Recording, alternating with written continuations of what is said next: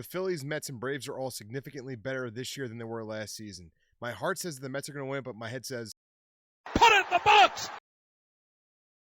There's two reasons to watch the Nationals this year. The first reason to watch the continued development of this guy, Juan Soto. Last year, he was arguably the best hitter in baseball with Mike Trout down, and this year, I think he's going to be arguably the best hitter in baseball, even if Mike Trout has a full, healthy 162. I don't think there's anyone better from a contact standpoint, an eye standpoint, and a violent swing standpoint. He hits the ball hard. He doesn't try and hit home runs. He just runs into them because of how smooth his swing is. He is an incredible player.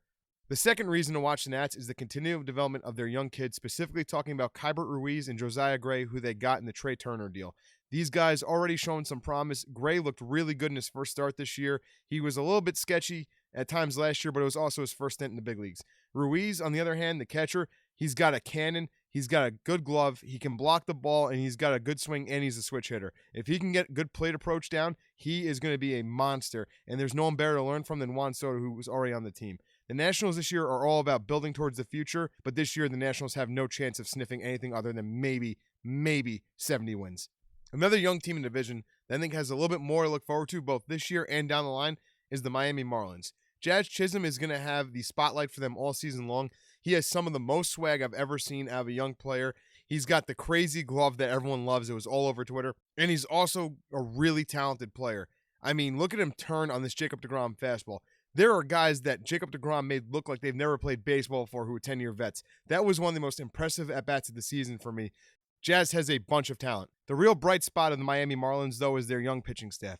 If it wasn't for Sixto having horrible injury luck and having injuries that he might never be able to fully overcome, I would say that the Marlins had a chance to be the best pitching staff in baseball this year. Regardless, they're going to be really good and they're really young. They are going to ruin team seasons. They are going to play spoiler all August and September long. I don't think they have enough offense this year to win, but if they can get a couple of pieces, if they're competitive at the deadline for cheap, or they can add a couple of big bats to this lineup and keep this pitching staff intact for next season, the Marlins might go from a 70-win team to a 90-win team in 2 years. Their pitching is that good. The only thing stopping them from being a borderline playoff team this year is the competition above them in the division.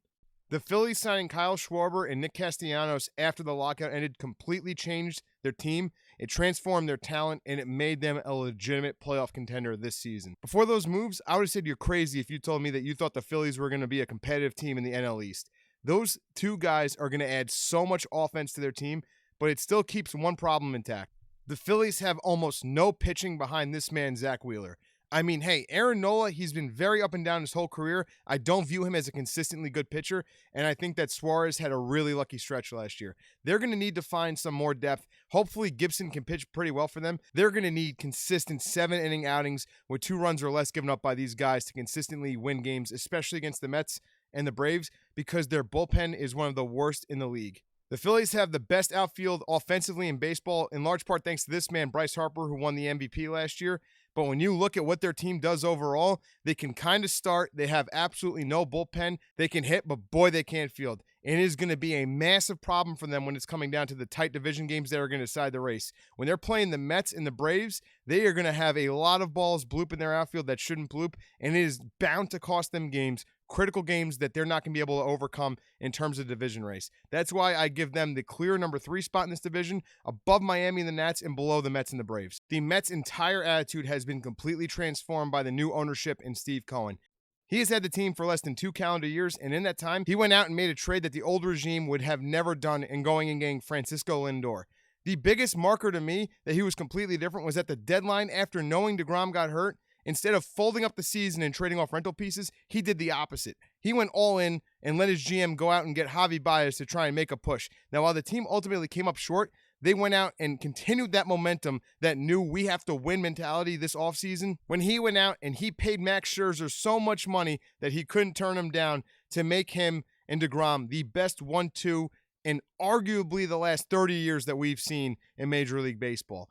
DeGrom obviously had the injury right before the season that completely changes the whole dynamic of it, but if he can be healthy for the second half and him and Max can be at full strength going into the stretch run, that is going to be must-watch baseball and makes the Mets almost guaranteed to win 2 games out of every 5 without even having to tap into the bullpen. That is such a critical asset for both September and the playoffs that gives them such an advantage if they make it over every other team that's in the league.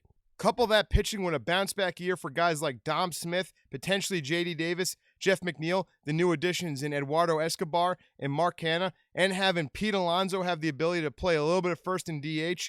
No team is going to be helped out more by that universal DH rule than the Mets this year. Their lineup is going to be deep. They are going to have platoon for both lefty and righty, and it's going to keep everyone fresh all year long.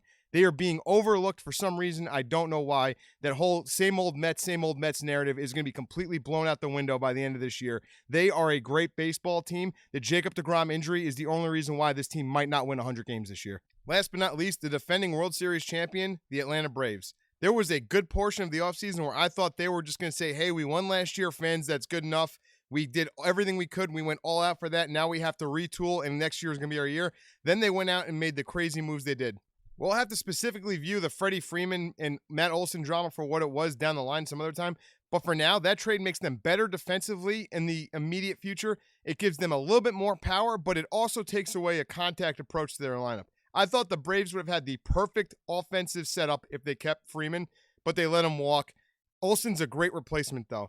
Although they gave up a lot of prospects, so I think that's going to hamstring what they can do at the deadline unless they're really in a position where they feel like one more player is going to let them go back-to-back. This team is still loaded, though. They probably have the best everyday lineup from an offensive and fielding standpoint in the division versus the Mets and the Phillies.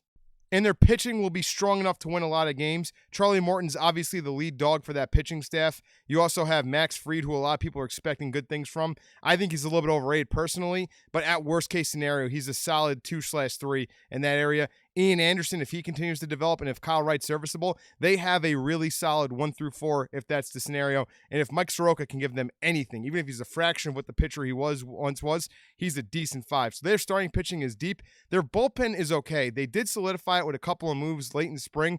That was good by them. McHugh is a really good long reliever, and Kenley Jensen obviously still has value in the back end of the bullpen. But I don't think the bullpen is anywhere near as good as a lot of experts have been saying. I don't think they're a top 10 bullpen, let alone a top 5. People are forgetting that their bullpen was atrocious for most of the season last year.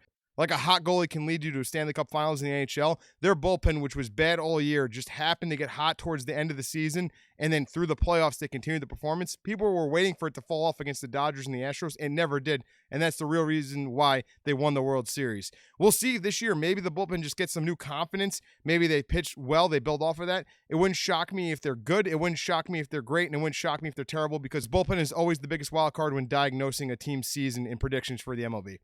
So to me, the division is very clear. Nats 5, Marlins 4, Phillies 3, probably going to be just outside looking in on a playoff spot. And who's going to win this division? To me, it comes down to two things. What bounces back stronger? Does DeGrom come back to 100% before Acuna can come back to 100%? Acuna is obviously going to be slated to be ahead of the curve. He's supposed to start playing again in early May. If he has no setbacks, he'll be back on the field before DeGrom. And that's why I think that even though the Mets, I think, honest to God, unbiased, are a slightly better team than the Braves and much better suited for a 5-game and 7-game playoff series, I think that the Braves are going to have the better season. They're going to be healthier longer than the Mets.